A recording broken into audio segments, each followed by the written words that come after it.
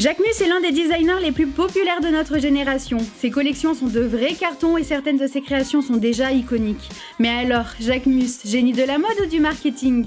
Parlons-en aujourd'hui. Bienvenue dans Let's Talk Fashion.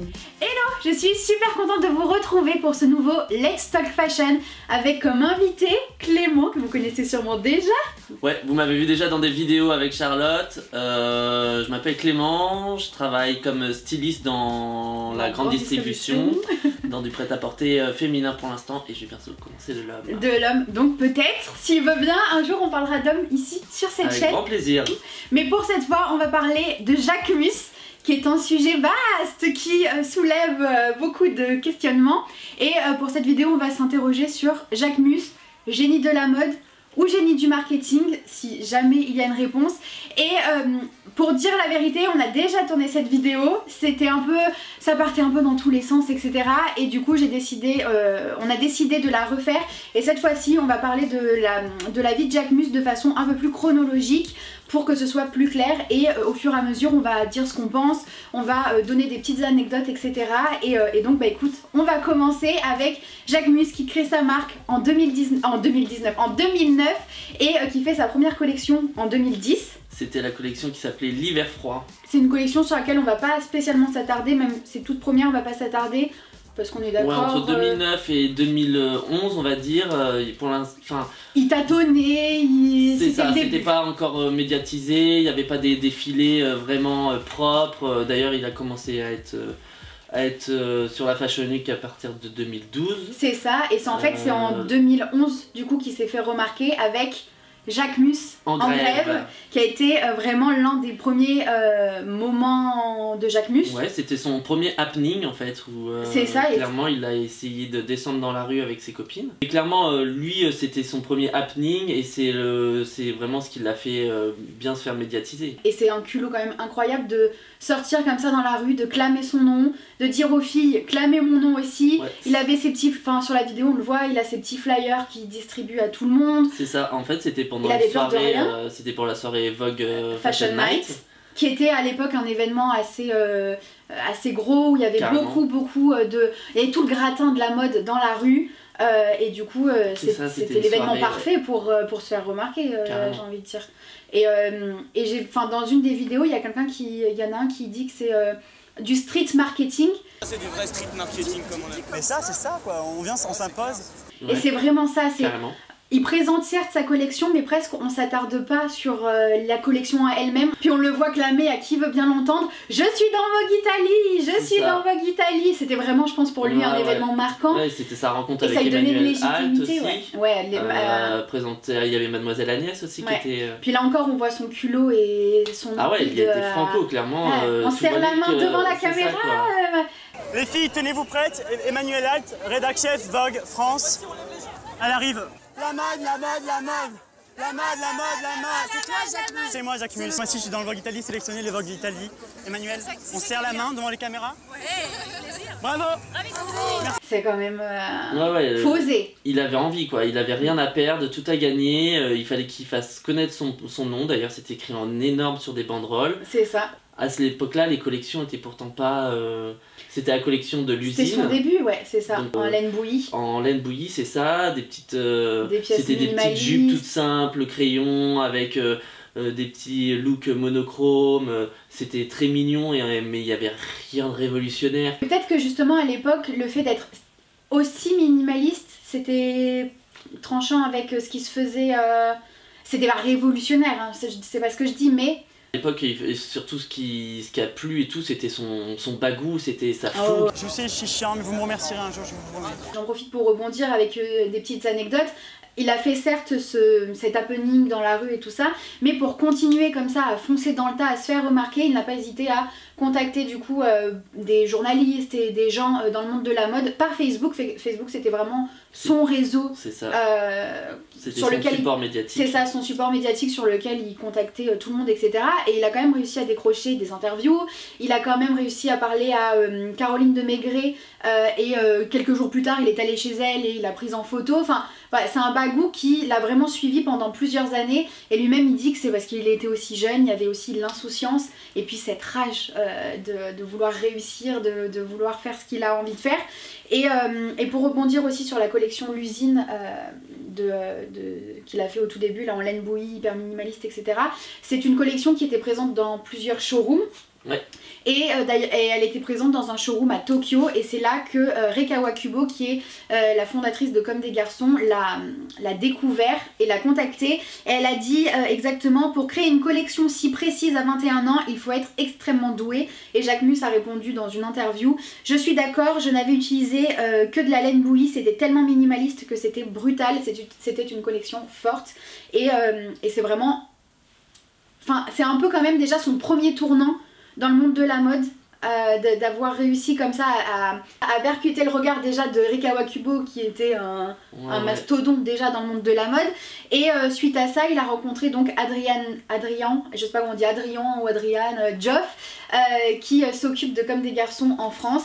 Et il a fait en sorte de travailler pour la marque. Au début, Comme des garçons lui ont dit: écoute, t'es un créateur, tu commences à te faire remarquer, on va pas te prendre en tant que vendeur. Et Jacques Mus avait vraiment besoin d'argent, avait besoin de commencer à faire ses premières marques aussi dans le monde de la mode. Et du coup il est resté 2 ans chez Comme des garçons en tant que vendeur, donc assistant vendeur même je crois. Et Adrian Joff, qui s'occupait du Dover Street Market à Londres, lui a fait mettre quelques pièces en vente là-bas dans ce concept store. Et c'est un peu ses débuts, savoir, pour les gens qui ventes. connaissent pas, Dover Street Market, c'est un concept store à Londres où clairement quand on est jeune créateur et qu'on a son nom ou une petite place, en tout cas un corner pour présenter, c'est vraiment une consécration, enfin, clairement, parce que c'est des sélections qui sont très pointues dans ce concept store. On va dire que c'est un peu la version du Colette londonien, mais vraiment avec toujours des mises en scène assez incroyables. Si vraiment vous avez l'occasion d'ailleurs d'aller faire un tour là-bas, quand vous passez sur Londres, il faut vraiment y aller, c'est super. Du coup ça a été vraiment un premier tournant, et un tournant qui est quand même venu tôt. Enfin je veux dire, 2009 création, 2011-2012... 2012, il rentre dans la Fashion Week, ouais. C'était pour la collection La Maison, je crois. C'est ça, et en plus, il faut savoir pour l'anecdote que c'était le plus jeune créateur à être dans le calendrier officiel de la Fashion Week. Et en plus de ça, c'était le seul nouveau créateur à rentrer dans le calendrier. C'est ça, donc pas trop de concurrence. Il était un peu sous les feux des projecteurs. C'est ça, c'était à l'époque où il y avait énormément tous ces mastodontes de la mode qui étaient déjà en place. Et les places pour les nouveaux étaient très rares et très... Donc il est arrivé un peu au bon moment. Après il y a eu toute cette vague de nouveaux créateurs qui sont arrivés parce qu'il y a eu un besoin de renouveler le... Ouais, mais ça a été lui le précurseur. Voilà, mais oui, il faisait partie des premiers nouveaux. En 2013, on a eu le défilé La Piscine qui a été l'un des premiers défilés, on va dire, médiatisés. C'était son plus gros défilé de début médiatisé, clairement. Mais en fait, ça a été médiatisé parce qu'il y a eu cette fameuse vidéo aussi qui a été faite pour présenter la collection de La Piscine, où c'était toute une bande de filles qui glandaient, je reprends le terme, c'est le terme de la vidéo, hein. C'est pas péjoratif, mais qui glandaient un peu comme on peut voir des fois des groupes de jeunes traîner en bas des bars H&M ou des choses comme ça. Donc là c'était vraiment 5 copines qui portaient la collection et qui étaient là à fumer des clopes, à parler. Ils interviewaient aussi des passants, des gens qui habitaient dans le quartier et qui donnaient un peu un avis sur ces jeunes demoiselles qui étaient là à attendre. Ouais. Mais là était aussi sa force, c'est de prendre pour mannequin ses copines, de prendre des ouvrières, de redescendre peut-être ce truc un peu trop je sais pas, mais un peu clairement c'est le début du storytelling Jacques Mus, hein. Ah bah oui, c'était les prémices. C'était les prémices de quand Jacques Mus a commencé à raconter ses fameuses histoires. Du coup après par la suite il a continué avec plusieurs défilés, ça a pas vraiment marqué le grand public. Ça a été moins retentissant que celui de La Piscine. Après il a quand même fait le défilé de la Grande Motte. Ouais. Il a fait le défilé La Femme Enfant, qui pour moi quand même était un défilé assez iconique de Jacques Mus. Clairement, si aujourd'hui on veut un peu décrire l'ADN de Jacques Mus, parce que moi c'est ce que je te disais, pour moi il y a on va dire 2 époques Jacques Mus, et c'était l'époque Jacques Mus, des collections très géométriques, beaucoup de couleurs primaires, beaucoup de découpage et de découpes appliquées. Voilà, de découpes appliquées sur les vêtements. C'était assez très construit, très large, pas près du corps du tout. Il travaillait énormément le travail de la chemise. Il y avait pas mal de... Voilà, il restait toujours dans les mêmes couleurs. C'était le blanc, le bleu marine, la touche de rose, un petit peu de rouge, un peu de jaune. Moi j'ai noté à peu près jusqu'à l'été 2016. Avec le nez rouge, avec l'enfant du soleil. C'est ça. Même si au fur et à mesure on peut voir quand même qu'il y a de plus en plus de références, de plus en plus d'audace, etc. Par exemple, moi je me suis notée pour... qu'il y a une petite évolution, ouais. L'enfant du soleil commence à rentrer des nouveaux coloris, les kakis, les marrons, les beiges. Ouais, exactement, des couleurs plus variées. Mais on reste toujours dans les découpes, parce qu'il joue avec le vêtement. Ah oui, clairement, il joue. Il y a encore cette naïveté de... quand même, tu sais, de découvrir. Il y a un côté très brut, très naïf dans son travail. Clairement. Quand on dit naïf, c'est pas péjoratif, mais c'est vraiment le côté art naïf, quoi. Vraiment, c'est ça. Le côté vraiment très brut. On a fait quand même un petit parallèle mode avec certains autres créateurs, malgré le fait qu'ils les mentionnent pas tant. Enfin, moi, j'ai pas trouvé de mention de sa part, mais par exemple, on trouve que ça ressemble quand même pas mal à Jean-Charles de Castelbajac à cette époque. Ou du moins, on peut faire un parallèle. On peut faire un parallèle avec Jean-Charles de Castelbajac, déjà dans les couleurs, le côté coloristique où c'est vraiment toutes ces couleurs primaires, très franches. Même dans les jeux, les mains appliquées qu'il avait fait, je crois que c'était dans l'enfant du soleil. Oui. C'est ça?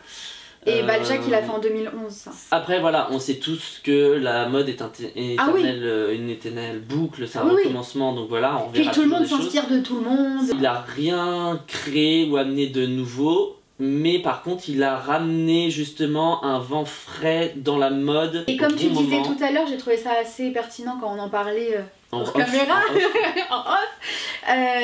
C'est aussi que même si ça existait déjà, c'était peut-être des créateurs qui parlaient pas aux jeunes.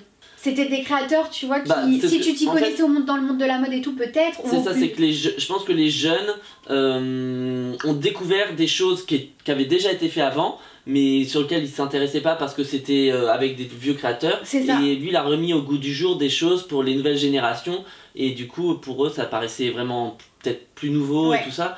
Mais j'en profite pour ressortir ma petite anecdote de quand on était en colocation. J'étais déjà sur YouTube et je lui dis, il rentre à la maison, il travaillait, et je lui dis il y a des défilés en ce moment, j'aimerais bien commencer à en faire des vidéos où on en parle, etc. Et il me dit dis-moi, il y avait quel défilé aujourd'hui? Et je lui dis Jacques Mus, je lui montre, et je lui dis bon, moi je suis pas trop convaincue, c'était la collection du nez rouge, donc en 2016, et enfin 2015, et c'était la collection été 2016. Et je lui dis moi ça me parle pas trop, machin. Et lui il me sort quoi? Mais Charlotte, c'est du génie! Donc comme quoi ça parlait aux jeunes, on était encore étudiants à l'époque. Carrément. Moi, en vraiment... plus t'avais plus de références, enfin t'avais quand même un œil plus mature que moi sur la mode. On avait même d'autres copains de classe qui adoraient, qui avaient travaillé sur Jacques Mus. Il était nouveau, c'est vrai qu'il n'avait encore pas fait complètement sa place dans le paysage de la mode. C'est ça, mais comme quoi quand même déjà à l'époque ça a parlé à beaucoup. Mais c'est drôle parce que tu vois ce que je te disais. Aujourd'hui, quand on a préparé le sujet et que vraiment je te disais que c'est vrai que j'adorais Jacques Mus au début, et je trouvais vraiment, j'étais vraiment emballée par ce qu'il faisait. Mais c'était même le personnage qui t'emballait. Ouais, et en fait, quand je vois aujourd'hui ce qu'il a pu faire après, je me dis, je suis retombée re-amoureuse de lui à une période, on en reparlera un peu après, mais où il y a eu cette fracture, quand il a créé son nouveau ADN, entre guillemets, et je me dis, mais comment j'ai pu aimer ça alors que le mec était capable de faire ça? Ça montre que le contexte joue beaucoup. Énormément. Je voulais quand même juste rebondir sur le fait que dans ce moment-là, avec ses collections, on commence quand même réellement à voir son amour pour le cinéma, sa culture de l'image avec beaucoup de références artistiques. Et puis même lui, quand il parle de ses collections, il mentionne beaucoup de peintres, d'architectes, voilà, il a des références un peu partout, d'actrices, d'acteurs, de réalisateurs, etc. Il est obsédé, comme il dit. Il est obsédé par tout. Il est obsédé par le rond, il est obsédé par le cinéma, il est obsédé par tellement de choses. Et pourtant... il n'aime pas le mot obsédé, parce que c'est un peu mal. Obsédé d'être parisien, ça a été beaucoup d'obsessions que j'ai. C'était pas l'obsession d'un vêtement, c'était l'obsession de dire quelque chose. Je suis obsédé de ça. M'a obsédé et fasciné. Parce que je suis obsédé de design, c'est mes obsessions à moi. La peinture, ça en est une belle aussi. Ouais. J'aime pas trop le mot obsession parce qu'il y a quelque chose de malsain. et du coup il met ses obsessions dans ses défilés. Et par exemple, pour donner juste un petit aperçu, on a une image de Bianca Jagger qui entre sur un cheval blanc dans Studio 54. Et c'est quelque chose qu'il va reprendre pour son défilé, où lui-même va arriver sur son défilé avec un cheval blanc. Ouais, c'est le nez rouge, il va arriver avec un cheval blanc. Donc ouais, c'est vraiment des références qu'il va reprendre avec plus ou moins de subtilité. Ensuite, 2015-2016, il remporte... Il se passe plein de choses. Ouais, et il remporte le prix spécial LVMH qui va être donc un peu son premier tournant. Pour moi, c'est tournant. Pour moi, c'est l'événement clé de la carrière Jacques Mus. Ouais, non mais je suis d'accord parce qu'enfin, on s'en rendait pas compte au moment, mais c'est vraiment... moi je l'ai découvert en tout cas en préparant le sujet. Moi aussi. Et en me retapant vraiment tout l'historique, tous les archives, franchement. Tous les défilés, toutes les interviews. On a regardé des tonnes d'interviews, on a regardé des tonnes de... Voilà, j'ai regardé toutes les photo par photo de tous les défilés. Et on s'est rendu compte de pas mal de choses. Il y a un avant et il y a un après LVMH. Je suis complètement d'accord. Et pourtant, on n'en fait pas un événement. Alors que pourtant, ça se ressent tellement dans ses collections. Et notamment, du coup, sa collection hiver 2016 qui s'appelle La Reconstruction. Je pense que c'est inconscient que ça s'appelle La Reconstruction et que du coup, que nous, on voit ça un peu comme en avant-après. Non. Si! Pas pour moi. Non, la reconstruction, ça y est, il avait gagné le prix LVMH, il commençait déjà à être suivi. Oui, mais tu penses qu'il a appelé son défilé La Reconstruction parce que il sent qu'il y a un changement dans ses défilés?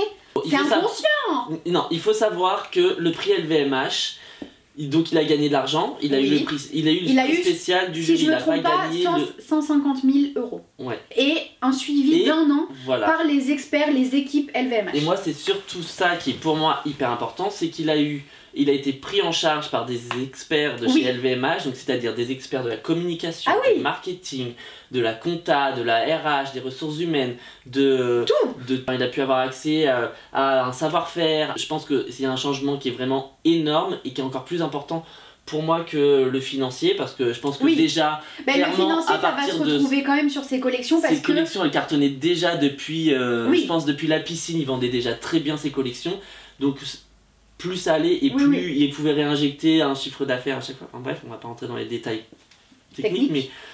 Mais je pense que clairement c'est ce qui pèse le plus dans le prix LVMH et qui fait que... Ah, je suis d'accord. Oui, mais le sujet était le fait que ça s'appelle La Reconstruction. Moi je pense que c'est... L'équipe était déjà avec lui et je pense que c'est un peu toute cette équipe LVMH qui a dû un peu déjà lui dire: allez, c'est un renouveau pour toi, on va revoir toute ta com, on va revoir tout ça, on va revoir plein de choses. Attention parce qu'on spécule, hein. Enfin je veux dire... Bien sûr. Ah ouais, clairement. Ce sont nos théories, après avoir vu les défilés, on va vous dire aussi pourquoi. Parce que clairement, faut dire ce qui est, il n'y avait pas d'accessoires avant. Mais oui. Chez Jacques Mus, le seul accessoire que vous pourrez trouver, c'est dans la croisière qui s'appelait Valérie. Qui est le nom de sa mère. C'est la première fois qu'on voit un sac Jacques Mus, alors qu'on sait très bien que Jacques Mus, les sacs, ça va devenir dans les années après quelque chose de mais iconique. De toute façon, pour moi, dans les marques de luxe, la maroquinerie, les accessoires, c'est quelque chose d'hyper important. Il pouvait pas continuer sa marque sur le long terme sans injecter de l'accessoire. Quelle marque de luxe ne fait pas d'accessoires? Je suis d'accord, mais regarde le nombre de collections qu'il a fait sans accessoires. Ah oui, mais parce qu'il n'avait pas le budget. Sur ses 10 ans de carrière, il y a quasiment 5 ans qui sont sans accessoires et... Prix LVMH, il y a des bijoux, les bijoux qui ont apparu sur la collection La Bomba, les sacs qui ont commencé à apparaître, L'amour d'un gitan, vraiment où il y a eu le premier Chiquito.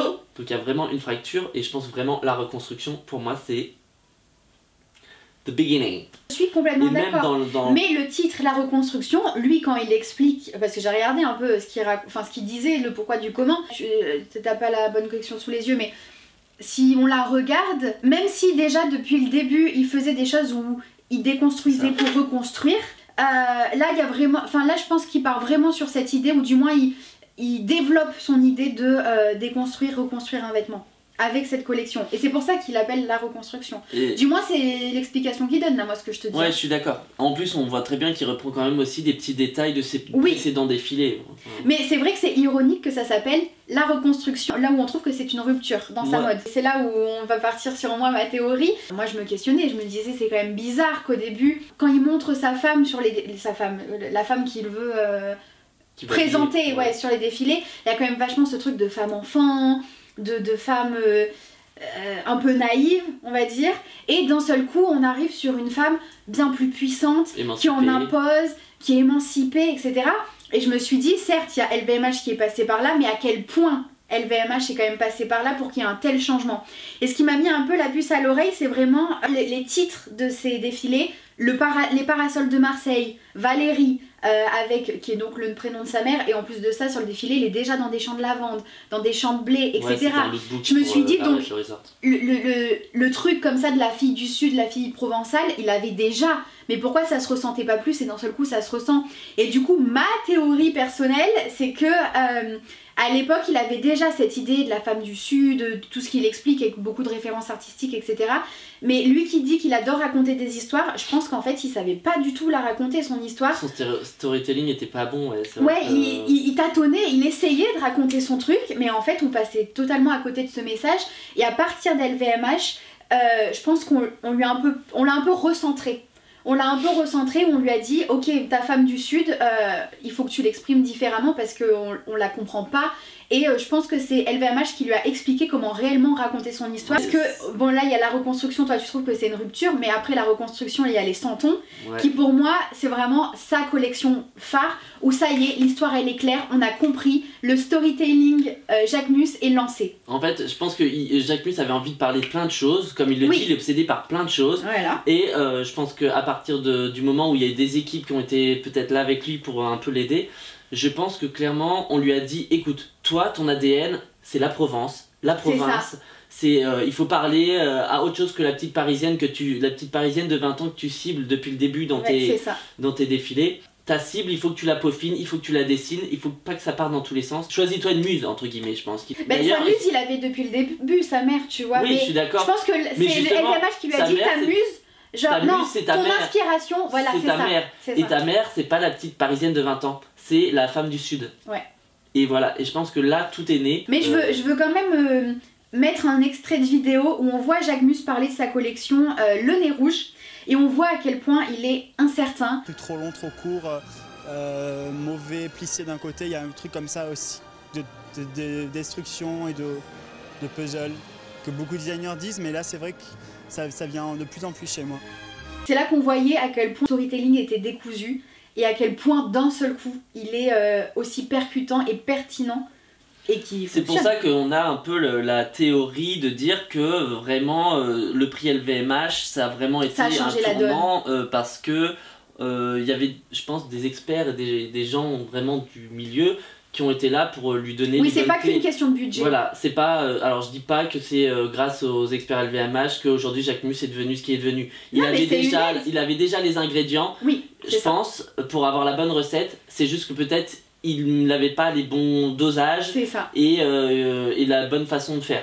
Il avait déjà de l'or dans les mains. Pour raconter, pour nos petites anecdotes personnelles et faire un parallèle lui avec sa vie, on n'a pas dit mais Jacques Mus n'a pas fait d'études, ou du moins si, il a commencé à faire ses études. Ouais, il a fait 2 semaines d'ESMOD, un truc comme ça. C'est ça, il a fait 2 semaines d'ESMOD. Après malheureusement il y a eu la mort tragique de sa maman dans un accident de voiture. Prématurée de sa maman, et de toute façon quand il était chez S-Mode il trouvait que les autres étudiants étaient mais je pense qu'il a tellement idolâtré et rêvé de ce milieu. C'est ce que je te disais, c'est un chien fou, il avait la niaque, il avait envie, il était passionné, il était obsédé déjà comme il le dit je pense. Il s'est retrouvé face à des étudiants d'école qui avait pas forcément qui était là parce qu'il voulait faire de la mode, mais voilà, je pense que c'est vrai que nous on s'est retrouvés dans les écoles d'art aussi avec ce genre de profil. Alors il y a des gens passionnés, mais il y a aussi des gens qui sont là, moi je veux faire de la mode parce que je sais pas, c'est bien de faire de la mode, mais au final voilà, parce que c'est glam de dire je veux faire de la mode. Mais je trouve ça fou en fait cette cassure qu'il y a chez Jacques Mus, il a rejeté quand même du coup ce monde d'études de la mode, etc. parce qu'il avait la rage, il voulait y arriver, etc.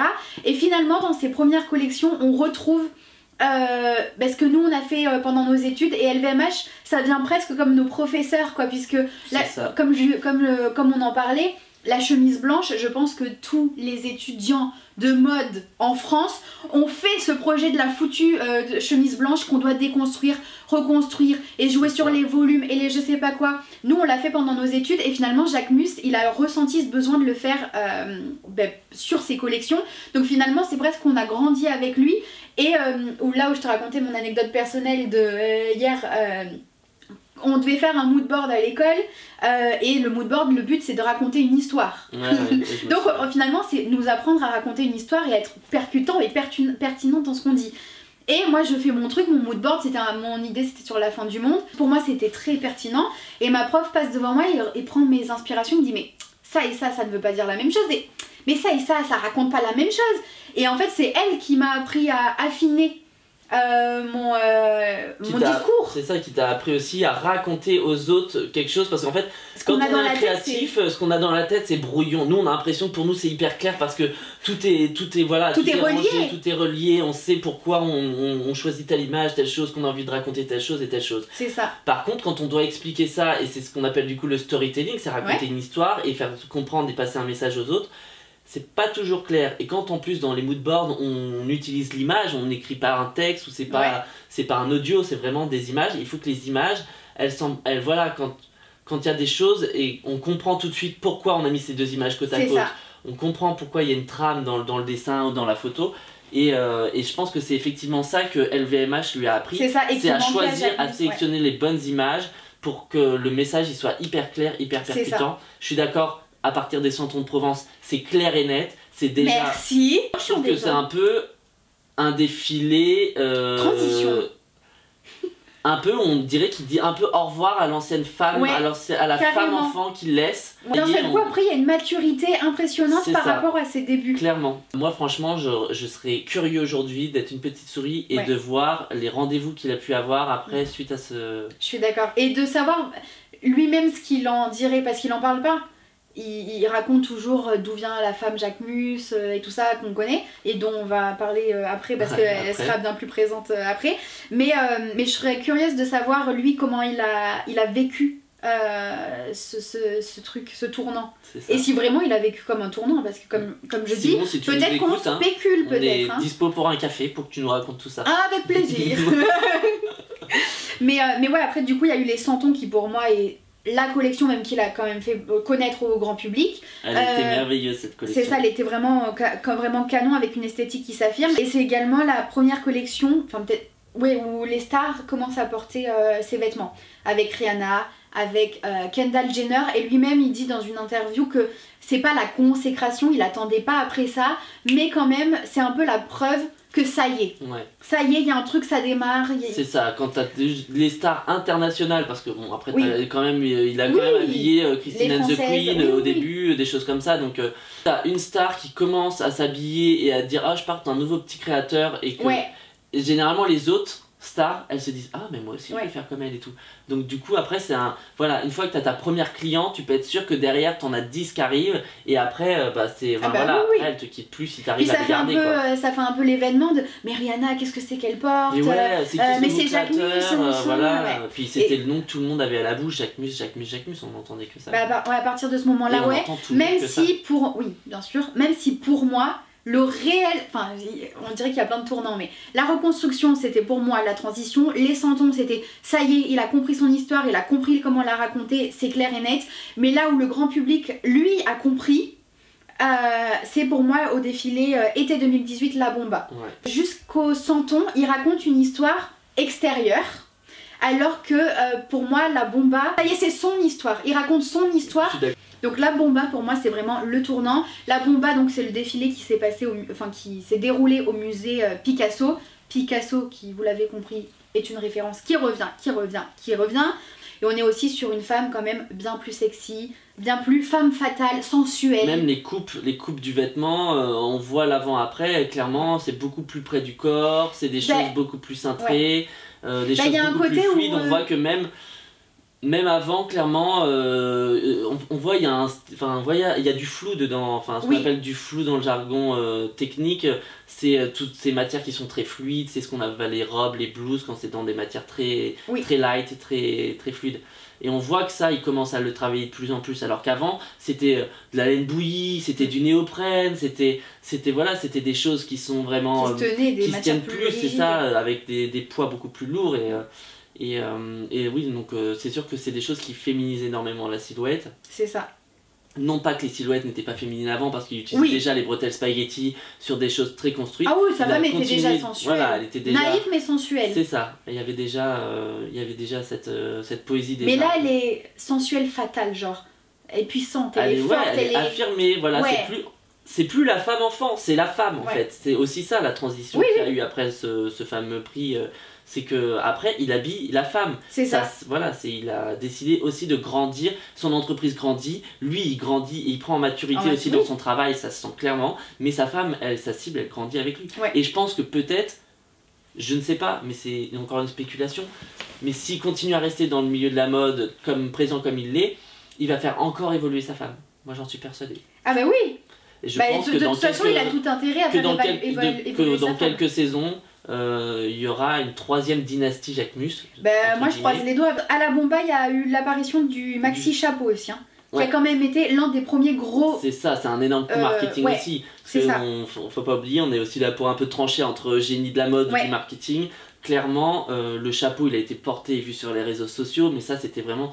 Enfin voilà, c'était pas... Jacquemus qui prône, qui veut faire du commerce tout le temps et qui dit qu'il veut vraiment être accessible, clairement c'est pas commercial, un chapeau aussi énorme. Maxi sac dans la Riviera qui fera quelques saisons après, en raffia, ça c'est pareil, c'est juste de l'image de marque, c'est du marketing. Oui mais pour moi tu vois, genre pour le maxi chapeau c'était un peu, pas malgré lui, mais il a voulu faire une pièce forte, une pièce mode. C'était volontaire, mais je sais pas s'il avait prévu que ce soit un tel succès, et parce que ça a été un tel succès, par la suite il a développé ce truc des accessoires qu'on va soit avoir rikiki, soit avoir XXL. Mais le chapeau ça a été quand même un tournant dans la mode marketing Jacquemus. Après effectivement on a eu le défilé Le Souk qui pour moi reste sur la même vibe que la Bomba, mais c'est normal, ça marche, ça fonctionne, ça l'a fait connaître, il va pas d'un seul coup changer du tout au tout. Donc, par contre là il a commencé à faire vraiment des méga défilés, il commence à avoir là ça y est c'était parti. 59 silhouettes dans le défilé du Souk. C'est ça. Et c'est aussi directement le lancement de... Le lancement c'est l'annonce. Je pense que clairement c'est l'annonce qu'il va commencer une ligne homme. Et voilà, il arrive à la fin du défilé. Et il est fort parce que pour faire son annonce, juste voilà, un sweat avec écrit l'homme Jacquemus. Et il en faut pas plus pour que ça parle sur les réseaux. C'est ça, tout le monde a compris. Et je pense que tout le monde, enfin notamment les hommes, ont dû se réjouir de se dire ah enfin pour nous quoi. De toute façon, été 2019, le Gadjo, défilé qui se passe au bord de la mer à Marseille. Donc c'est l'une des premières fois ou l'un des premiers créateurs qui fait vraiment déplacer les invités dans une autre ville, dans un Paris, voilà c'est ça, loin de Paris. On a déjà vu en banlieue parisienne dans des châteaux, des choses comme ça.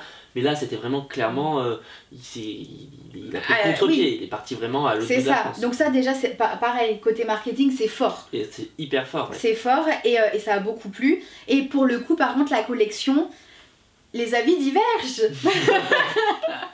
Je suis allée voir une de mes anciennes vidéos pour voir ce que je racontais déjà à l'époque de ce que j'en avais pensé. Je sais que j'ai pas changé d'avis, je suis déçue. Mais j'ai dit exactement cette phrase. Des silhouettes très pauvres qui n'apportent rien au monde de la mode. Ouais. Moi j'ai bien aimé. Oui je sais. Après c'est parce que je suis sensible. Déjà le nom du Gadjo, je suis sensible à ce côté un peu... Un peu kéké.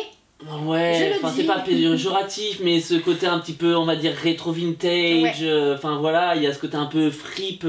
Dans cette collection, clairement, on a l'impression que on voit Après, toi, t'as un autre œil parce que c'est vrai, ça m'a quand même travaillé hier quand tu m'as dit écoute, Charlotte, moi je te le dis, tu vas dans le rayon homme, la façon d'acheter des hommes est quand même différente. C'est vrai que moi je m'en rends pas compte. Moi je regarde une collection homme, c'est absolument pas pour me projeter dedans, c'est parce que je veux voir de la mode. Et du coup, j'ai regardé cette collection en voulant voir de la mode, là où toi t'as peut-être vu la collection avec un œil plus un œil d'acheteur. Ouais, c'est ça. Et c'est là la différence.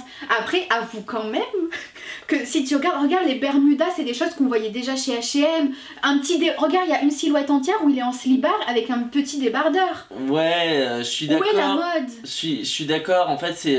La femme Jacquemus était tellement forte. Moi je voulais un homme Jacquemus puissant.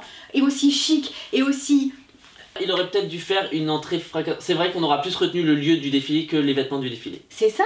Je suis d'accord. Moi j'aurais voulu, comme tu dis, voilà, une entrée fracassante. Je conçois ce truc de commerce qu'ils vendent, et c'est un peu toute l'ADN Jacquemus de faire des vêtements qui se vendent, qui se portent et qu'on va retrouver en magasin. Mais quand même je trouve que c'est un peu too much. Moi... Ça manque d'un pantalon avec des pinces, avec un peu de volume, la chemise là qu'il aime travailler, il nous fait des petites chemises pauvrettes avec un motif. Mais il a commencé comment Jacquemus? Il a commencé en faisant vraiment du commerce. Il pouvait pas commencer la collection homme en faisant tout d'un coup. Mais il y aurait pu avoir un petit équilibre. Je trouve qu'il y a un peu quand même dans les mix and match des matières, dans les associations. En fait, c'est plus pour moi c'est plus une collection dans le style. Ce que j'appelle le style, c'est dans l'association et pas dans la création propre. Collection dans la façon de porter les vêtements et dans une attitude. Oui. C'est une collection d'attitude, voilà. Oui. C'est pas une collection de produits. T'aurais voulu plus d'une collection de produits. Mais en fait, je pense qu'il avait besoin de savoir si l'homme Jacquemus allait être au rendez-vous avant de lui proposer ses produits beaucoup plus conceptuels et beaucoup plus travaillés. Et c'est ce qu'il a fait derrière. Très certainement. Je pense que ça a bien fonctionné et ça a été au rendez-vous. Et tu vois dans la collection qu'il a fait après, après c'était le meunier, donc c'était une collection d'hiver. Qui d'ailleurs n'était pas très hivernale puisqu'il fait porter des shorts. Le concept d'hiver pour Jacquemus, c'est un concept. C'est encore à travailler. Mais après, c'est ce que je te disais aussi l'autre jour. Je suis d'accord, pour moi il sait pas faire de l'hiver, clairement. Il en est capable, mais il le fait pas. Après, aujourd'hui, dans le monde où on est très à l'internationalisation, du coup c'est vrai que les météos sont pas les mêmes dans les pays et tout. Oui, peut-être qu'il a... Du coup il a pas envie encore de faire 15 000 collections, je pense, par an. Oui, je suis d'accord. Il veut pas faire des collections, voilà, croisières, des choses comme ça, peut-être trop. D'ailleurs il en a fait qu'une, c'était Valérie, sa collection croisière. Après il en a plus refait. Donc je pense qu'il a pas envie de s'embêter avec ça, donc du coup il faut que la collection on puisse l'acheter aux quatre coins du monde quand c'est l'été là et l'hiver là quoi. On en reparlera sur l'année 97 qui était censée être une collection d'hiver. Il a fait quand même des gros pulls en maille, il y a quand même des gros manteaux, il y avait quand même des silhouettes, ça reste printanier. ces choses là. C'est un peu printanier, un peu mi-saison à chaque fois. C'est ça, ouais. Ça aurait été de la pré-fall, c'était parfait, sauf que là c'était de l'hiver. C'est ça. Bon après, est-ce que vraiment les gens ils s'arrêtent sur ça? J'en sais rien, tu vois. Mais non, c'est pas, voilà. Mais c'est une petite anecdote, une petite remarque, on va dire. Ensuite, il y a eu du coup le défilé été 2019, la Riviera. Ouais. Qui était encore une fois, d'après moi, la continuité de ce qu'il continue à faire. Voilà. Bomba, le souk, comme on a dit, il y a le Chiquito qui commence à devenir de plus en plus petit. De plus en plus petit. Hier, tu m'as dit qu'il était disponible en 4 tailles. Donc du moins on va dire qu'il pour l'instant il y a 4 tailles se diversifie. Mais même maintenant en fait, je sais pas si on peut le mettre dans les tailles de sacs ou s'il rentre dans du bijou, puisque maintenant il fait carrément des bracelets où tu mets un manteau dedans quoi.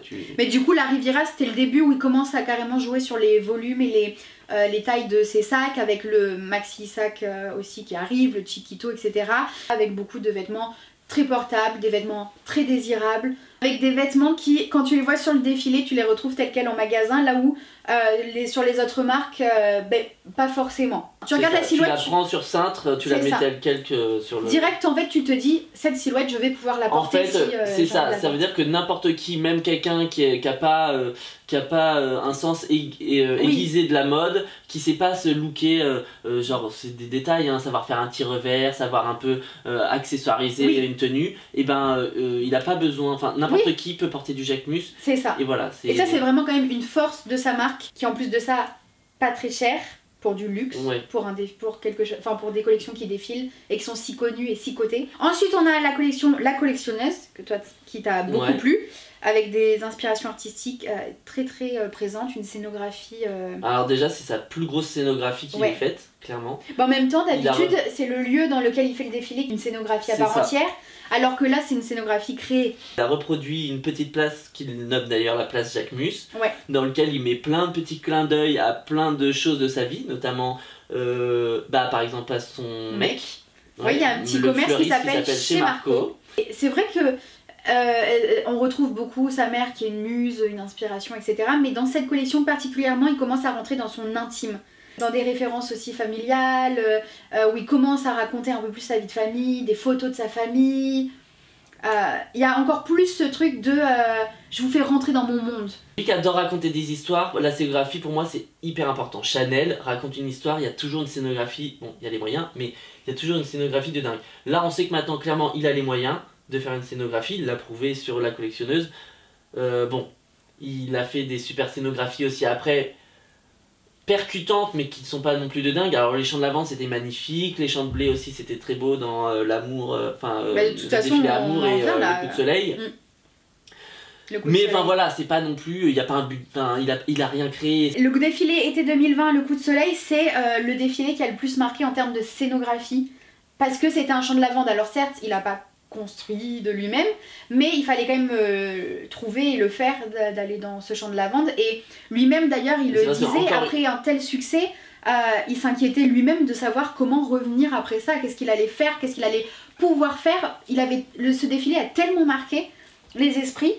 Mais je suis carrément d'accord, et d'ailleurs il a pas voulu prendre de risques, il s'est dit le champ de lavande, c'était comment faire mieux après ça, parce que c'était quand même tellement iconique et tellement que du coup il s'est dit bah on va prendre le contre-pied, on va faire l'année 97, un grand carré blanc, absolument rien, vêtements au centre du... un retour aux sources. Voilà, c'est un retour voilà, c'est ça. On se concentre sur le vêtement, peut-être qu'aussi je sais pas, c'est une hypothèse, mais peut-être qu'il était attristé qu'on ait retenu énormément le champ de lavande, peut-être plus que la collection. Voilà, non, oui, je suis d'accord, peut-être. C'est vrai. Du coup, c'est vrai qu'il faut qu'il fasse attention à ce que ces scénographies n'éclipsent pas trop ses vêtements. Ouais. Et d'ailleurs, juste petite anecdote, le coup de soleil, donc l'été 2020, c'est la première fois où il fait défiler hommes-femmes ensemble, défilé mixte. Et lui il a fait le choix de... Parce qu'il y a beaucoup de marques qui font des défilés mixtes, enfin je veux dire, c'est de plus en plus présent dans la mode. Mais lui il a fait le choix de présenter ses défilés pendant la Fashion Week Homme, là où beaucoup présentent en Fashion Week Femme. Et du coup il passe avant tout le monde. Et il crée l'événement avant tout le monde. En fait, disons que... Et il n'a pas beaucoup de concurrence. C'est ça. Clairement, la Fashion Week Homme, pour moi, ça devient d'ailleurs de mieux en mieux avec les années. Elles sont de plus en plus cotées et de plus en plus intéressantes. Ouais, je suis d'accord. Et de plus en plus médiatisées. Ouais. Mais c'est vrai qu'il n'y a jamais un truc qui fait l'événement. C'est pas comme les défilés Chanel que tout le monde attend pour voir le fameux décor et tout. Alors c'est vrai que des fois ça a tendance un peu à éclipser les autres quoi, parce qu'on dit bah voilà, on a un peu oublié ce que l'autre avait fait, parce que Chanel finit toujours en dernier et du coup tu retiens Chanel parce que bah le décor de ouf, t'as un peu oublié ce qu'il y avait avant. Mais d'ailleurs tu vois, j'y avais pas pensé, c'est drôle que tu dis ça. C'est vrai que Chanel finit en dernier toujours. À la Fashion Week de New York c'est Marc Jacobs qui finit en dernier parce qu'ils veulent clôturer, ils veulent être le truc qu'on meilleur retient, pour la fin quoi. Alors que Jacquemus lui il a fait le choix d'être le premier. Faut quand même être assez sûr de soi pour passer en premier et se dire que je vais faire l'événement en étant le premier. C'est Jacquemus, il a cette fougue, il a un peu cette arrogance. Ouais. C'est pas méchant, non, mais positif, voilà, on peut avoir une arrogance positive. C'est ça, il a ce côté un peu moi j'y vais quoi, il attend pas que les autres. C'est ça, moi j'y vais. Moi j'y vais, vous voulez pas y aller, et ben moi j'y vais. Mais pour faire un petit parallèle avec son enfance, il raconte lui-même que dans sa famille les enfants sont rois, que dans sa famille on lui a toujours dit qu'il était le meilleur. Quand il faisait quelque chose, sa mère était fan de son fils, de ce qu'il faisait. Ouais, mais encouragé, mais dans le sens t'es le meilleur. Tu vois, il a encouragé et voilà. Et c'est lui qui le raconte, qui raconte que on lui a jamais dit non, que même lui-même avait besoin de règles et qu'on lui en a jamais mises. Et je pense que cette éducation fait qu'il a peur de rien. Tu vois, on lui a pas dit les barrières, il connaît pas ce que c'est les règles, les barrières, et il fonce dans le tas. Et ça se retrouve à ses débuts. Et c'était à ses débuts, il y avait un côté attendrissant de ce petit jeune qui veut réussir. Il pourrait y avoir un côté juste arrogant et plus attendrissant. Et pourtant, il continue à attendrir la plupart des gens. Et les gens l'aiment pour son humilité. Justement, on parle d'arrogance et pourtant, il est connu pour son humilité d'être proche des gens, d'être proche de sa famille. Voilà. Mais il faut faire attention que ça ne sonne pas comme faux, parce que comme ça peut être des fois un peu répété. Ça faisait plusieurs années déjà qu'il raconte l'histoire de sa mère. L'année 97, c'est pour marquer les 10 ans de sa marque. Les 10 ans de sa marque, mais aussi l'année 97, c'est parce que c'est l'année où il a créé pour la première fois cette fameuse jupe C'est ça. à sa mère. Ouais, quand il avait 7 ans. Ah bah 5 j'ai noté. Non, bah il est né en 90, il a mon âge. Ah bon bah alors t'as raison. Raconte cette fameuse histoire. Ouais, il donne la recette. On ne la connaît pas. Charlotte se moque de moi parce que clairement, j'aime beaucoup Jacquemus. Sauf que la chose qui pourrait me faire ne plus l'aimer un peu en ce moment, c'est la redondance de toute cette histoire autour de sa famille. D'ailleurs, si vous voulez, prenez un petit papier, je vous donne la recette pour faire une magnifique jupe. Donc vous prenez un rideau en lin, vous le coupez, vous prenez vos lacets de Converse verts, attention ça, de fausses Converse. De fausses Converse. Vous prenez un couteau de cuisine, vous faites 8 trous dedans, paf, vous passez votre lacet Converse et bravo, voilà, vous avez une jupe Jacquemus. Voilà, non mais pour vous dire à quel point, et non, je suis sûre que tout le monde a déjà entendu parler de cette histoire. Mais bien sûr, je me suis noté quand même, est-ce qu'il donne pas cette même réponse parce qu'on lui pose toujours cette foutue même question? Peut-être que les journalistes, ils font aussi en sorte de remuer entre guillemets le couteau dans la plaie. Tu dis quelque chose que là je comprends tout de suite. C'est vrai que les journalistes ont tendance à aussi aimer aller chercher les histoires un peu qui tirent les larmes. Pour un peu faire du sensationnel. Je pense que tout le monde sait l'histoire tragique qu'il y a avec sa maman. C'est ça. Et je pense que tout le monde est tout le temps en train de... D'ailleurs ça doit être fatigant pour lui parce que je pense que de toujours lui rappeler ça doit être chiant. Il y a trop de redondance des fois. Ouais. Et en fait, j'aimerais...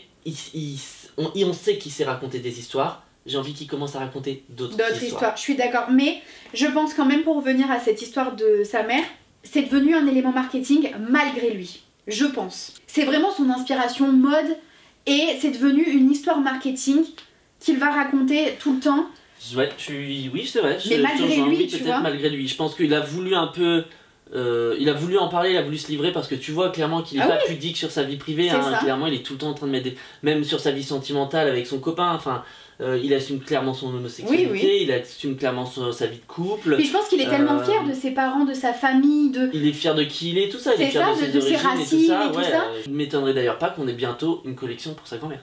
Enfin, à sa grand-mère. Et pour la petite référence, donc du coup dans ce défilé années 97, la première mannequin à arriver c'est Laetitia Casta qui pour lui représente un peu sa mère. Et la jupe que porte Laetitia Casta s'appelle donc Valérie, qui est le prénom de sa mère. Donc c'est vraiment cette jupe en lin qui représente la version moderne et la version finie. Il y a plein de cette jupe. Si vous faites attention, même dans la deuxième silhouette, c'est Bella Hadid ou Bella Hadid, ouais. Deuxième silhouette Bella Hadid. C'est ça, où elle porte des boucles d'oreilles avec des grands anneaux et clairement ça fait référence aux anneaux du rideau en lin. Mais d'ailleurs, anneaux qu'on retrouve dès le début et je me demande s'il n'y avait pas ce parallèle. Il en a jamais. Enfin moi j'ai pas parlé, mais c'est vrai que c'était dans L'Enfant du Soleil où il y a ces gros anneaux, ces gros rivets. Ça peut être une référence. Des gros rivets orange. On se dit que peut-être c'était aussi une référence sur la jupe puisqu'il a fait une espèce de... D'ailleurs les rivets sont sur une espèce de jupe bretelle. Il a fait commencer en retard le fameux défilé de Champ de Lavande, le coup de soleil, parce que sa grand-mère n'était pas encore arrivée. Il n'a pas hésité à faire attendre tous ses invités en plein cagnard, juste parce que pour lui il fallait que sa grand-mère soit là pour voir ce défilé là quoi. Enfin, sa grand-mère lui dit comment je ferai le jour où je pourrais plus me déplacer et il lui dit mais t'inquiète pas, on fera ce qu'il faut et tu viendras. Ouais, mais c'est limite s'il emmènera peut-être pas le défilé à elle. Ah mais dans sa maison de famille ou va savoir. Mais bien sûr. Va savoir. Mais bien sûr. Et après du coup le dernier défilé là c'était l'été 2021 avec l'amour. Dans le champ de blé. Bientôt les champs de patates. Pour reprendre ce que j'ai dit. Pour reprendre ce qu'elle a dit. C'était une petite déception. Un peu redondant. Un peu trop facile, trop vite. Même les vêtements ils sont un peu... Je trouve que ça s'essouffle un petit peu. C'est pour ça que... C'est toujours autant désirable, ça plaît toujours autant, mais là moi personnellement on arrive sur le truc où je me dis oui bon on avance. Après pour l'instant ça fonctionne donc je comprends qu'il continue. Mais moi par contre il commence à se faire un petit peu tacler, notamment l'article que tu m'as passé du journaliste.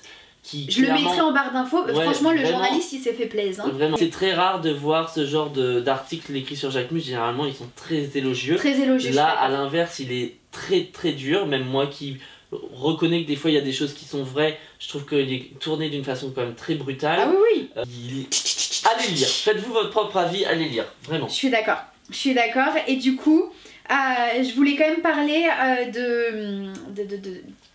parce que là on a parlé beaucoup des collections, Ouais, ce qu'il y a pu avoir à côté, voilà, c'est ça, marketing. Par exemple, on a eu en... Café Citron.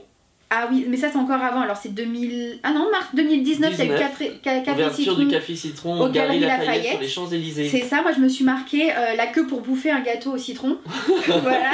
Ensuite en 2019 toujours il y a eu la braderie, qui était un événement qui était quand même sur tout un week-end pour les 10 ans de la marque. Avec une queue phénoménale tout autour du bâtiment dès 10h du matin, mais c'était incroyable. Ouais, bah sur Instagram du coup j'ai demandé, et moi je pouvais pas y aller mais... une fortune, les produits qu'ils achetaient en quantité, enfin c'était assez...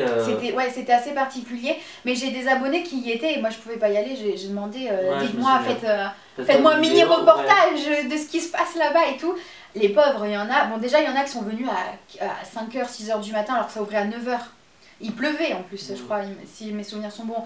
Donc déjà, il y a des gens qui sont venus très très tôt et tellement que Jacques Mus, qui était présent physiquement, a ouvert les portes en avance. Mais il y a des gens, ils attendaient pendant 4 heures, 5 heures. Faut avoir la motive, quoi. C'est comme un concert, tu sais. Et dedans, il y avait des articles donc, de toutes les collections confondues, je crois, qui étaient bradés. C'est une rétrospective pour ces 10 ans. Hein. C'est ça, mais les sacs par contre n'étaient pas en promo, le Chiquito, etc. Restaient au prix du Chiquito. Et par contre, là où il y a encore ce truc marketing qui revient même dans cet événement qui est déjà marketing, c'est que par exemple, tu acheté un blazer Jacques Mus et un Chiquito, arrivé à la caisse, si tu voulais repartir, tu sais, avec le sac Jacques Mus, pour montrer que tu avais acheté chez Jacques Mus, tu devais acheter ce sac 1 ou 2 euros. D'accord. Donc on te le proposait, t'étais pas obligé de l'acheter, tu vois, mais en plus tu dépenses 500 balles, c'est ça. Donc je trouve que même dans, ça montre quand même ce truc marketing. Clairement. Avec ce besoin de faire des petits coups de com. Donc la braderie c'était quand même un... C'est ça, mais dans la même année, 2019, il a aussi eu les British Fashion Awards. Aussi, ça montre aussi que le gars il commence à peser dans le game un peu. C'est ça, je suis d'accord. On a aussi le fait que là on était en confinement. Déjà bon, ça a été le premier à faire son défilé physique avec le champ de blé pendant le confinement. Et il a fait aussi un shooting photo avec Bella Hadid par visio. Tu vois lequel c'est? Non, tu vois pas? Ouais, si, je vois. Qui avait été sur Instagram et tout. Ça quand même, il y a cet amour de l'image qui se retrouve beaucoup et qui se voit dans... Enfin, c'est quand même marketing, tu vois. De toute façon, c'est tout sur Instagram, tout ça. Et Instagram, c'est quand même un truc très important pour sa marque. Hein. Clairement, il fait partie de la génération, il est de ma génération, on a le même âge, donc... moi je vois à quel point on est plus ou moins addict à tous ces réseaux sociaux, Instagram et tout, la place prépondérante que ça a dans notre vie. D'après ce qu'il dit, c'est même plus que ça, il disait que ça fait partie intégrante de sa vie, que les réseaux sociaux pour lui, Instagram pour lui c'est inné, il faisait Instagram, je reprends ces mots, il faisait Instagram lui avant même que ça existe, dans le sens où il a toujours pris tout en photo, il a toujours voulu comme il dit, il est amoureux des images, il a une culture d'image assez folle, il prend beaucoup de choses en photo, etc. Et à 14-15 ans, il avait déjà un blog où il racontait des histoires. Alors, je sais pas exactement à quoi consistait ce blog, ce qu'il racontait comme histoire, s'il y avait des photos, etc. Mais il est fort pour faire ça. Et là où ça change un peu des autres marques et qu'il est fort sur Instagram, c'est que l'Instagram Jacques Mus, qui est certifié Jacques Mus, c'est autant son Instagram personnel que professionnel. Ouais, c'est ça. Et puis t'as autant des images aussi d'inspiration, qui donc n'ont rien à voir avec la marque. T'as des images de sa collection, ou de ses nouvelles ventes, ou de ses nouveaux projets. De sa vie et t'as des collections, et t'as des photos de lui, sa tête, qui embrasse son copain, avec sa famille, je sais moi ce qui... Avec son toutou. Et avec son toutou. C'est l'un des seuls, c'est le seul, je crois, je dis l'un des seuls, mais je crois, si je dis pas de bêtises, que c'est le seul qui a ce mélange comme ça qui fait que quand t'achètes Jacques Mus, t'achètes pas que le vêtement, t'achètes l'univers entier. Quand tu portes Jacques Mus, t'es presque une représentante... C'est ça, t'es presque une copine de Jacques Mus, quoi, en fait. Il y a un peu ce truc-là que peu de marques arrivent à faire. Il arrive à être proche des gens, quoi. Il fait rentrer les gens chez lui. Rien que les photos de sa vie privée, il fait rentrer les gens chez lui. On voit à quoi ça ressemble chez lui. On le voit sur son scooter, on le voit chez sa grand-mère, on le voit dans le sud. Oui, mais c'est faux que ce soit sur le compte Instagram de sa marque. Parce que par exemple, moi je vais te dire, Olivier Roustin, je le suis, il se montre en train de prendre son petit déj. Mais sur son perso, mais oui, pas sur Balmain. Parce que Balmain, c'est pas sa marque. Enfin, c'est pas sa marque. Il est directeur artistique, mais c'est pas sa marque. Mais tu vois. C'est peut-être ça la différence aussi. Ah, mais bien sûr. Après, par contre, genre Isabelle Marant, ça pourrait être intéressant de regarder. Ouais, je crois. Après, c'est pas la même génération aussi. Ouais, c'est pas la même. Donc, mais par contre, effectivement, il y a un gros parallèle entre Jacquemus et Isabelle Marant. Isabelle Marant, même si elle est pas au point de Jacquemus à rentrer chez. Enfin, elle fait pas rentrer les gens chez elle. Quand même, quand t'achètes Isabelle Marant, t'achètes tout l'univers qui va avec Isabelle Marant. T'es la fille cool, un peu hippie, qui se prend pas la tête. Forte émancipée, t'es un peu l'Amazone. C'est ça. Je pense qu'on disait que, enfin, tu disais que Jacquemus ne représentait pas cette femme un peu pédante qu'on voit beaucoup dans le monde de la mode. Isabelle Marant avait fait la même chose. Ce qui m'avait marqué, c'est le reportage de Louis Préjean, 24 heures. Le jour d'avant, où tu vois Isabelle Marant, et là elle prépare son défilé, elle te dit qu'elle a mal au dos, elle s'allonge par terre au milieu de ses équipes. Enfin, c'est déjà quelque chose qu'on voyait pas chez tous les créateurs, quoi. Et du coup, de tout cet Instagram, on découle. En découle pas mal de choses, comme par exemple le t-shirt qu'il a fait avec Vogue. Carrément, avec le petit cocktail. Isabelle Marant a fait aussi un t-shirt avec Vogue quelques années auparavant. Et là, dernièrement, sa collection Pink, qui est une collection là pour novembre-décembre à peu près, 2020, qui est une collection sur internet. Elle est décrite comme abordable et colorée, puisqu'elle est rose. Mais attends, Pink. D'accord, mais ça n'a rien à voir par exemple avec Octobre Rose? Ah non. Non, c'est venir mettre un peu de couleur dans la vie des gens. Et c'est vraiment une collection dite, comme je te dis, abordable, avec des prix allant de 35 € à 515 €. 35 € c'est la paire de chaussettes, 515 € je pense que c'est le Chiquito. Et en réalité, en fait, moi ce qui me perturbe un peu, c'est qu'il fait tout quand même, c'est un truc marketing de fou. Jacquemus Pink, rose.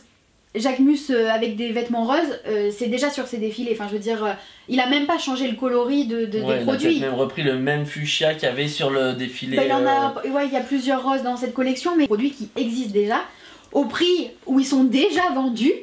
Moi, c'est ça qui me rend dingue. J'ai le Bob Jacquemus qui est rose en plus. J'ai mon Bob. Je l'ai payé 90 €. Je suis allée voir. Il est vendu 90 €.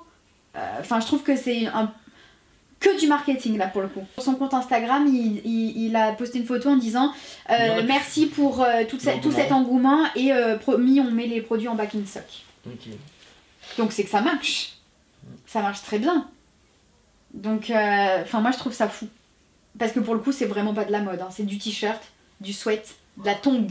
Même je trouve que le graphisme sur la collab pour Vogue était un peu décevant quand on voit ce que Jacquemus était capable d'offrir et de présenter. On perd ce côté mode. Contexte de ce qui se passe aujourd'hui, est-ce qu'il y a une corrélation entre le confinement, ce genre de choses, et qu'il y a peut-être des choses un peu bâclées ou un peu parce que les équipes elles peuvent pas travailler correctement, je sais pas. Franchement, je sais pas. En conclusion, moi je me suis noté quand même, Jacquemus, quoi qu'on dise, c'est un vendeur frais incroyable, on en avait besoin, qui a changé quand même toute l'industrie de la mode, que ce soit avec son marketing ou avec sa mode. Et qui a forcé les autres aussi à revoir leur... Parce que les plus vieux derrière, ils se sont dit, oh punaise, on a une nouvelle génération derrière nous qui arrive avec la fougue et la rage et l'énergie. Si on va dire que tout le monde a dû se remettre en question et tout le monde a dû repousser ses limites, là où on était à un moment où tout le monde se reposait sur ses lauriers. C'est ça, et en plus ça s'est confirmé après, il y a eu toute cette nouvelle vague de Virgil Abloh, tous ces jeunes créateurs qui sont arrivés derrière, qui ont fait qui plaisent autant qu'ils déplaisent, parce que justement ils font peur. Ouais. Marine Serre, des gens qui sont arrivés et qui sont hyper agressifs, qui ont un message, encore une fois leur storytelling il est hyper fort dans toute cette nouvelle génération là, ils ont des messages à passer, ils ont envie de raconter des choses, ils ont envie de toucher les gens avec leur histoire, personnel ou pas. Ouais. Du coup... mais Jacques Mus, du coup, il était un faisait précurseur. Ouais, il faisait partie Ouais. des débuts de cette génération-là. Et il redonne un sens un peu quand même à l'industrie. Il y a quand même eu toute une grande ère avec Galliano, McQueen, où la mode c'était la mode. C'était le truc, c'était très créatif, c'était... C'était du show, c'était du burlesque, Ouais. c'était grandiose, c'était des défilés. Vraiment, aujourd'hui, on n'a plus ces défilés-là. Je pense que les marques-là, elles ont besoin de survivre, clairement. Oui. Il y a toute une période de crise qui fait qu'elles peuvent plus se permettre toute cette exubérance de choses qui vont être vendues ponctuellement. Il fallait trouver un espèce de renouvellement, sauf qu'on a toujours les puristes qui veulent rester dans ce classique, c'est la mode, c'est réservé à une élite, il faut la comprendre, c'est un peu artistique, etc. Et puis on a toute cette nouvelle génération dont Jacques Mus fait partie, où la mode, c'est portable. T'as pas forcément besoin de la comprendre, il peut y avoir des références, tu les comprends pas, on s'en fout. La mode, elle est là pour être portée, la mode, elle est là pour être appréciée, aimée esthétiquement, et Jacques Mus, il représente toute cette nouvelle génération. Et du coup, il fait du bien, quoi. La mode avant c'était quelque chose qui était beaucoup plus compliqué à comprendre, beaucoup plus élitiste, ce genre de choses. Mais en tout cas pour l'instant Jacques Mus c'est un génie autant de la mode que du marketing. Non? Ouais. Oui, non mais c'est autant carrément... Il faut les deux pour marcher, pour moi c'est indéniable qu'il a les deux, en espérant que ça s'essouffle pas trop. Là où c'est un vrai génie pour moi, c'est que il était aussi doué quand il a commencé en faisant de la mode. Oui.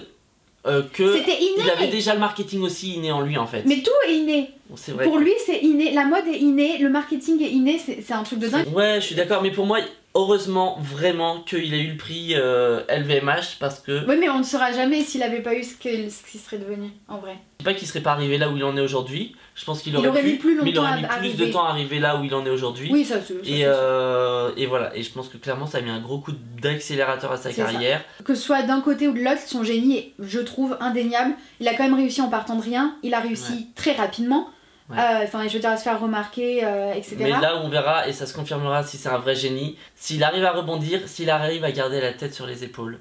Parce qu'il a tellement décollé vite, et on voit ce que ça fait, hein, même pour plein de gens dans la télé-réalité, ce genre de choses. Quand le succès décolle trop vite d'un coup... Et puis les bad buzz sont vite arrivés. Hein. C'est très vite arrivé, et ça a déjà un peu commencé. Il y a des gens qui ont un peu essayé de lui chercher des noises. Hein. Je pense que s'il garde la tête sur les épaules, et à pas se laisser aller, à garder la bonne recette, mais à réinventer sa recette, pour moi, il durera. Moi, ce que j'aimerais vraiment, c'est que dans quelques temps, on ait Jacques Mus haute couture. Ouais. Jacques Mus haute couture, parce que clairement... Je sais pas s'il a les épaules pour faire de la haute couture. Ça peut être un beau challenge. Moi, j'attends ça avec impatience, qu'on nous annonce Jacques Mus haute couture. Ça, je suis d'accord. Franchement, ça pourrait être génial. Partir aussi dans un storytelling sur un peu sa nouvelle vie. Non, mais dans tous les cas, il y a des choses à faire, sachant qu'il est doué. Il est profondément doué.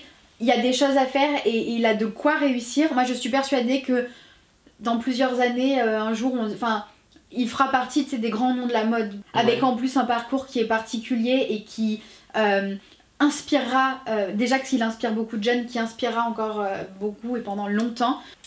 Du coup, notre petite discussion est terminée. Très grande. Vous aurez peut-être une petite discussion et encore, je pense qu'elle durera quand même longtemps, mais en vrai, je peux vous jurer que ça fait plus de 2h30 qu'on est en train de parler. Vraiment. Mais nous, de toute façon, quand on est parti, et pourtant, c'est fou parce qu'on a parlé là pendant 2h30 alors qu'on a déjà dû en parler au moins 4 heures dans les 2 derniers jours. Ouais, dans les 2 derniers jours, tu rigoles, mais même bien plus que ça. Déjà, hier, on a passé de 18h à 22h ensemble, ça faisait déjà 4 heures, et on s'était déjà revus la fois d'avant. Donc... Mais comme quoi, c'est un sujet sur Nous, ouais, il faut pas nous lancer sur un sujet comme ça, mais je suis sûr qu'il y en a 1000 autres sujets sur lesquels... C'est ça, d'ailleurs, si vous avez d'autres sujets dont vous voulez qu'on débatte ou qu'on discute, etc. Ça peut être intéressant. Ou même qu'on vous fasse un petit peu des rétrospectives de designers, qu'on vous raconte un peu leur passé, leur voilà, un peu tout ce que vous avez envie. Voilà. N'hésitez pas à nous dire par commentaire, n'hésitez pas à nous dire aussi bien évidemment quel est votre avis sur tout ça, parce que voilà, nous on a partagé le nôtre, mais peut-être que vous avez une vision totalement extérieure de tout ça, donc n'hésitez pas à partager tout ça par commentaire. Ou si vous avez des infos que nous on n'a pas, nous les partager on a pu oublier des choses, on a pu sans faire exprès dire des trucs un peu faux ou quoi. On a pu dire des bêtises aussi, ça nous arrive des fois, souvent. C'est ça. Du coup n'hésitez pas, je vous mettrai nos petits Instagram, n'hésitez pas à aller nous suivre. Et sur ce, moi je vous fais de gros bisous et mettez plein de pouces bleus pour que Clément revienne et qu'on discute de plein d'autres sujets. Salut. Bye.